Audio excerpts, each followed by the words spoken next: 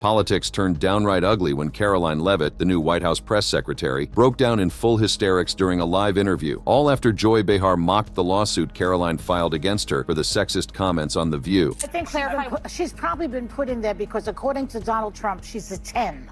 You know that's what it is. The comment sparked instant backlash, but instead of handling it like a pro, Leavitt's meltdown only fueled critics who say she's way out of her league. Let's take a look at it. Joy Behar's controversial comment and the immediate fallout. In a political landscape where words carry immense weight, sometimes a single comment can ignite a firestorm of controversy that reverberates throughout the media ecosystem. Such was the case on January 29, 2025, when longtime co-host of The View, Joy Behar, made a remark about White House Press Secretary Karoline Leavitt that would spark outrage, debate, and rumors of legal action. During a segment discussing Leavitt's first press briefing as the newly appointed White House Press Secretary, Behar made a comment that many viewed as dismissive of Leavitt's qualifications and focused instead on her appearance. I think she's probably been put in there because, according to Donald Trump, she's a 10.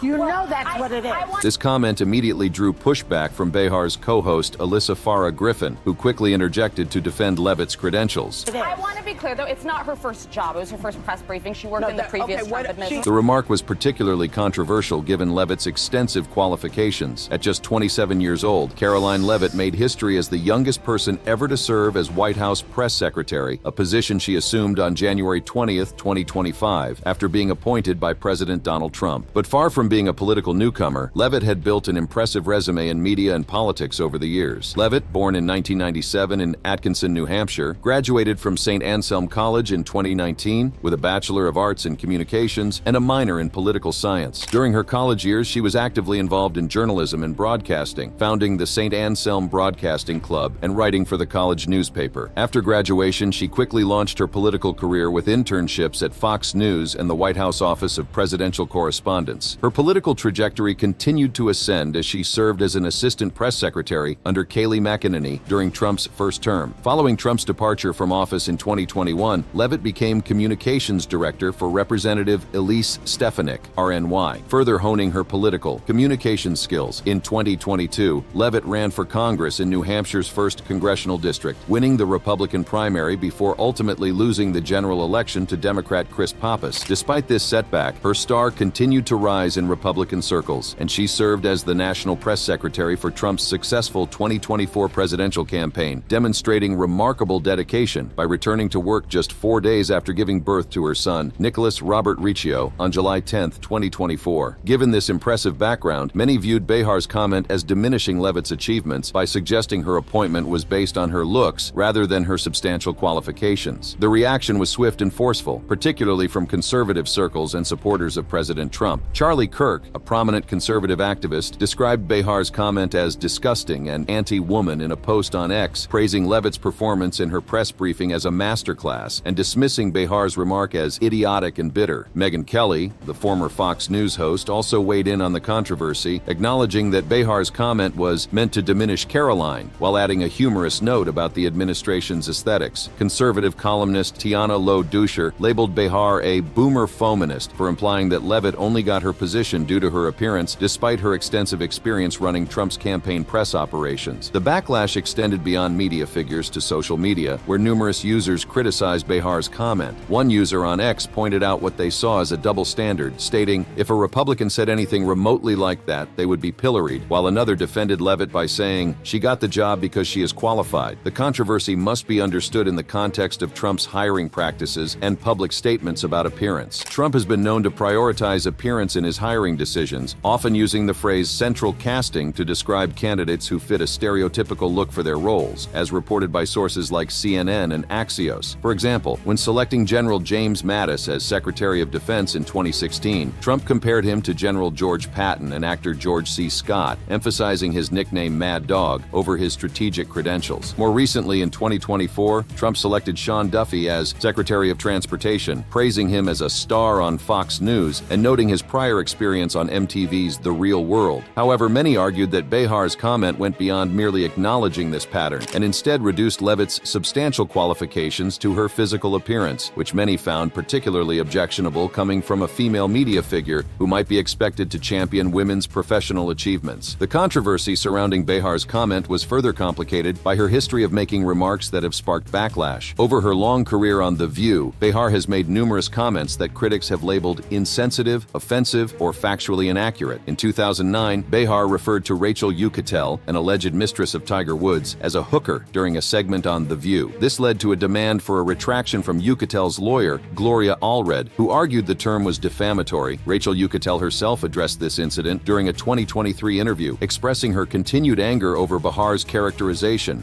Yeah.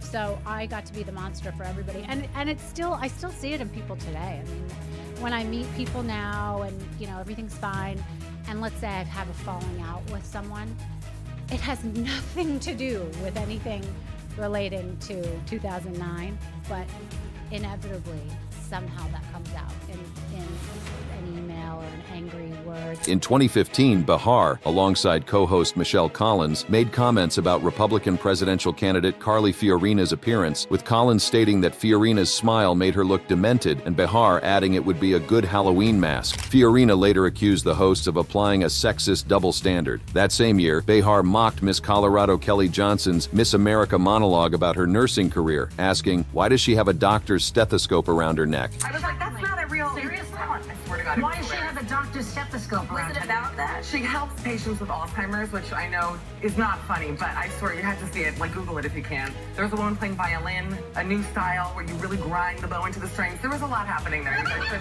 check it out. This comment sparked outrage from the nursing community nationwide, leading to the #Nurses Unite campaign on social media and causing advertisers like Johnson & Johnson to pull their support from the show. In 2016, during a discussion about Bill Clinton's infidelity amid the presidential election, Behar referred to women who accused Clinton of sexual assault as those tramps. This remark drew condemnation from alleged victims like Juanita Broderick, who posted on X, "Shame on you, Joy. Shame on you." Behar later apologized, stating, "I never ever intend to belittle sexual assault and the women who are victims of it ever. I'm sorry." In 2018, Behar said that Mike Pence's religiosity, specifically the idea that Jesus talks to you, was a sign of mental illness. This comment led to accusations of religious intolerance, with the Media Research Center reporting 40,000 calls to ABC and 6,000 complaints to advertisers. Behar later apologized both on air and personally to Pence. In 2022, during a segment discussing the Russia-Ukraine war, Behar expressed frustration that the conflict was affecting her vacation plans, saying, "I've wanted to go to Italy for 4 years and I haven't been able to make it because of the pandemic, and now this." This comment was criticized as tone-deaf given the severity of the humanitarian crisis unfolding in Ukraine. Given this history, some viewed Behar's comment about Leavitt as part of a pattern of insensitive or controversial remarks, particularly about conservative women. This context added fuel to the fire of outrage that followed her January 2025 statement. Rumors of a lawsuit.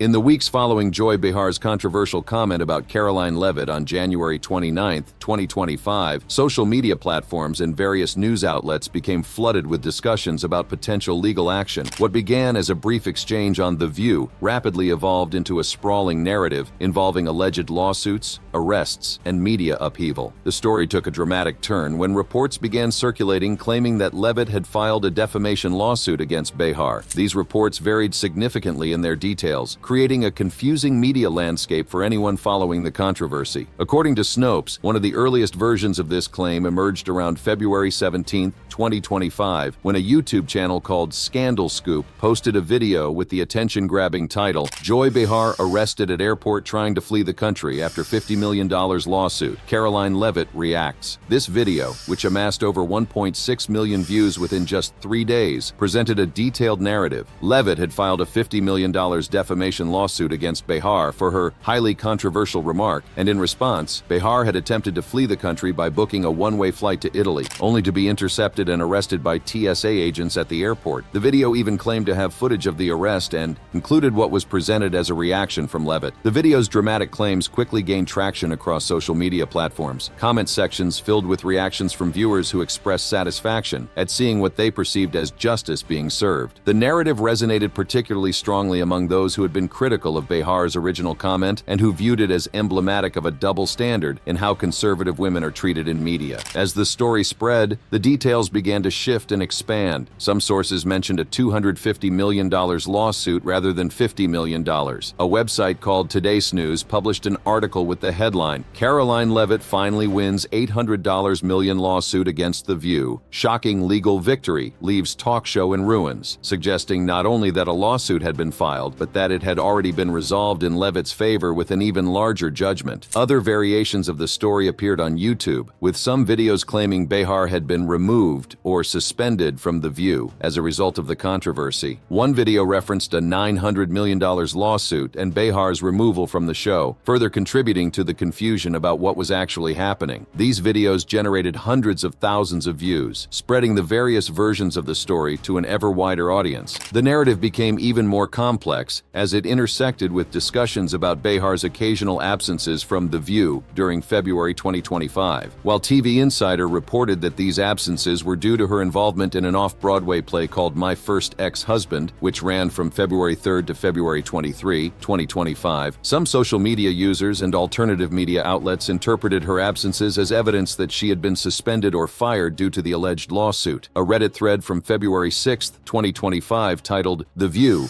Joy Behar Missing from Show Why?" reflected this confusion, with users speculating about various explanations for her absence, including potential legal troubles stemming from the Leavitt controversy. During this period, the media landscape became divided between outlets reporting on the lawsuit claims and those questioning them. Lead Stories published an analysis of the Scandal Scoop video, noting that the channel had been created only on January 9, 2025, and had a history of posting similarly sensational videos about arrests and lawsuits. Multiple fact-checking organizations weighed in on the controversy, examining the various claims about Leavitt's alleged lawsuit and Behar's supposed arrest or firing. These analyses pointed out inconsistencies in the narratives and raised questions about the reliability of the sources pushing these stories. Meanwhile, Behar herself addressed rumors about her status on The View during an appearance on the Behind the Table podcast in March 2025. According to Yahoo, she dismissed claims that she and Whoopi Goldberg were being fired as wishful thinking and emphasized that she was still appearing on the show daily. This statement, while not directly addressing the lawsuit rumors, contradicted the narrative that she had been removed from The View as a result of the controversy. While Leavitt remained silent on the Behar controversy, she was actively engaged in her role as White House press secretary. In February 2025, she announced changes to press pool selection, welcoming new voices alongside traditional media, including podcasters and social media influencers, establishing a new media seat. This professional focus suggests that whatever her private feelings about Behar's comment might have been, her public priorities remained firmly on her duties in the Trump administration. As weeks passed, the controversy gradually faded from headlines, though it continued to simmer in certain corners of social media. New claims and theories occasionally emerged, keeping the narrative alive even as attention shifted to other news stories. The Leavitt-Behar episode highlights how difficult it can be for the public to navigate information in an era of fragmented media and viral content. It demonstrates how quickly narratives can develop and spread, taking on lives of their own that may bear little resemblance to the events that inspired them. In a political and media landscape marked by deep polarization, controversies like this one often become proxies for broader cultural battles. The Behar-Leavitt story became not just about two individuals, but about perceived bias in mainstream media, the treatment of conservative women in public life, and the accountability, or lack thereof, of public figures for their words. Whether Leavitt ever shed tears over Behar's comment, as some dramatic headlines suggested, remains unknown. What is clear is that the controversy sparked by that brief exchange on The View generated a media narrative that took on a life of its own, encompassing claims of lawsuits, arrests, firings, and courtroom drama that captivated online audiences for weeks after the original incident. As media consumers, this controversy reminds us of the importance of approaching sensational claims with a critical eye, particularly in a digital environment where content can be generated and spread with unprecedented ease. It also highlights how a single comment can spark a cascade of consequences, both real and imagined, that far outlast the moment when the words were first spoken. The reality of White House press relations and Leavitt's approach to media.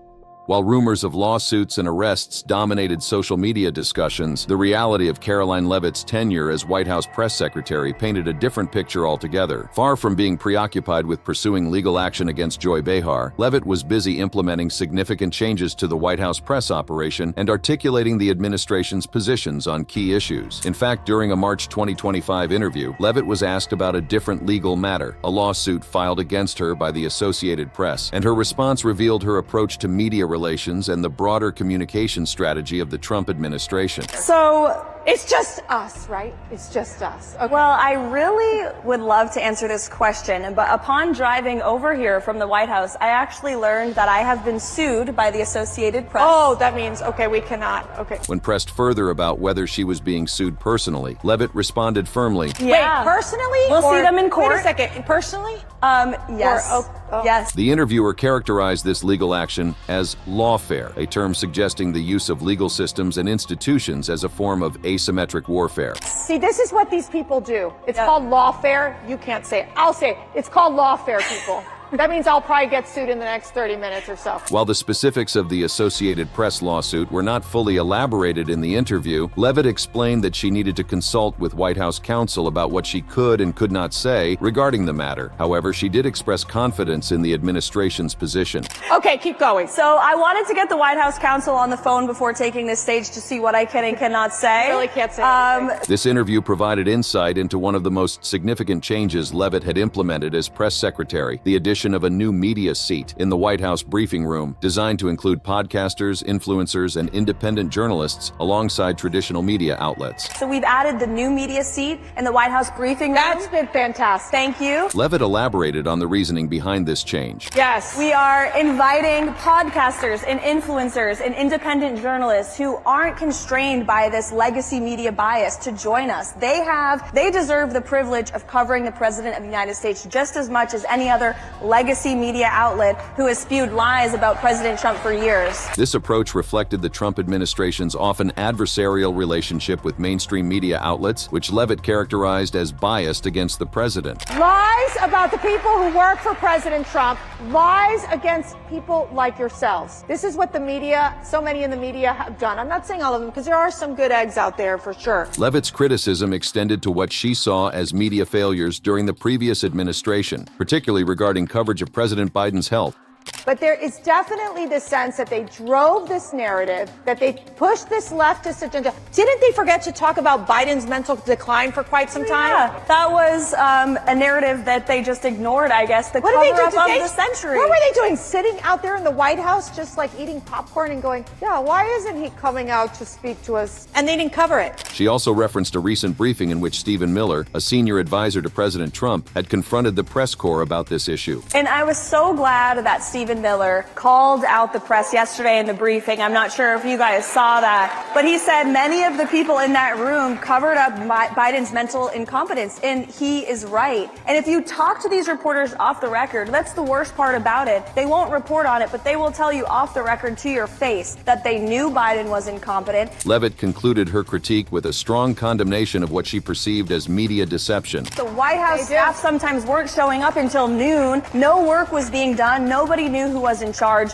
We all knew the truth in this room, and they tried to tell us, don't believe your lying eyes. He's, has all this energy and spirit. It was always a lie, and shame on the media for peddling it. These comments reflect the Trump administration's media strategy under Leavitt's leadership, characterized by a willingness to directly challenge mainstream media narratives and create alternative channels for communicating with the public. The addition of the new media seat was a concrete manifestation of this approach, institutionalizing access for non-traditional media outlets that the administration viewed as more favorable or fair to their message. This strategy was not without controversy. The lawsuit referred to in the interview, Associated Press v. Budowich, concerned a naming dispute and highlighted tensions with traditional media outlets over access and representation. However, it was unrelated to Behar's comment about Leavitt or any response to it. What's particularly noteworthy is that throughout this period, as Leavitt navigated real legal challenges and implemented significant changes to White House press operations, she never publicly addressed Behar's comment or indicated any plans to pursue legal action against the talk show host. This silence on the matter stands in stark contrast to the proliferation of rumors about a supposed lawsuit, suggesting that Leavitt was focused on her professional responsibilities rather than personal grievances. Leavitt's approach to her role as press secretary reflected both her personal background and the broader media strategy of the Trump administration. Her extensive experience in communications, dating back to her college days when she founded the St. Anselm Broadcasting Club and wrote for the college newspaper, had prepared her for the challenges of representing a controversial president in a highly polarized media environment. As the youngest person ever to serve as White House press secretary at age 27, Leavitt brought a fresh perspective to the role, particularly regarding the integration of new media platforms into the administration's communications strategy. Her announcement in February 2025 about welcoming new voices alongside traditional media, including podcasters and social media influencers, represented a significant shift in how the White House engaged with the press. This approach aligned with Leavitt's own professional journey, which had included roles in both traditional political communications and newer media formats. Her experience as National Press Secretary for Trump's 2024 campaign had exposed her to the power of alternative media channels in reaching voters who might be skeptical of mainstream news sources. Leavitt's tenure as press secretary has been characterized by what some observers describe as a radiant blonde and apple-cheeked presence with a righteous, if a bit smug, delivery, according to a profile in the Washington Post. Her public speaking skills, developed through years of political communications work, have been highlighted as particularly well-suited to the demands of the role. However, Leavitt's time in the White House has not been without controversy. During her first press conference on January 28, 2025, she falsely stated that $50 million in taxpayer dollars were spent on condoms in the Gaza Strip, a claim that drew scrutiny from fact-checkers and media outlets. Critics have accused her of spreading misinformation, while supporters view her as a fresh voice in Republican communications who effectively articulates the administration's positions. Meanwhile, as Leavitt continued her work at the White House, Joy Behar remained a fixture on The View, despite temporary absences related to her off-Broadway play, My First Ex-Husband, which ran from February 3rd to February 23rd, 2025. Contrary to rumors that she had been fired or removed from the show, Behar continued her role as a co-host. In March 2025, Behar addressed rumors about her status on the Behind the Table podcast, dismissing claims that she and Whoopi Goldberg were being fired as wishful thinking. She emphasized that she was still on air every day, reinforcing her ongoing commitment to the show. The persistence of false rumors about both Leavitt filing a lawsuit and Behar being removed from The View illustrates the challenge of combating misinformation in today's media environment. Even as both women continued their respective professional roles, narratives contradicting this reality continued to circulate online. In the final analysis, the story of Karoline Leavitt's reaction to Joy Behar's comment is not one of lawsuits, tears, or dramatic confrontations, as sensationalist headlines might suggest. Rather, it is a story of a young professional woman who chose to focus on her substantive work, rather than becoming distracted by media criticism, a choice that perhaps speaks more powerfully to her character and priorities than any lawsuit could have done. If you enjoyed this video, click on one of the cards on your screen to see more videos like this.